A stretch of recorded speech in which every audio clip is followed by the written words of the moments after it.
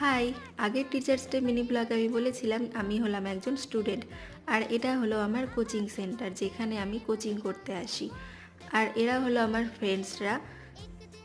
আর আমরা এখানে এসে আমাদের পুরো কোচিং রুমটাকে বেলুন দিয়ে খুব সুন্দর করে সাজাই। আর নিজেরাই সব কিছু করেছিলাম, কেমন হয়েছে বলো।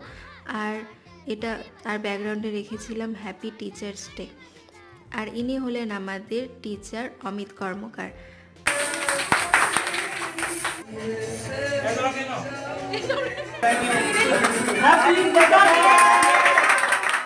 আমাদের কোচিং সেন্টারে দুটো ব্যাচ মিলে আমরা টিচার্স ডে সেলিব্রেট করছিলাম, তাই দুটো কেক নেওয়া হয়েছিল। আর স্যার কেক কাটিং করে আমাদেরকে নিজে হাতে সবাইকে কেটে কেটে খাইয়ে দেন।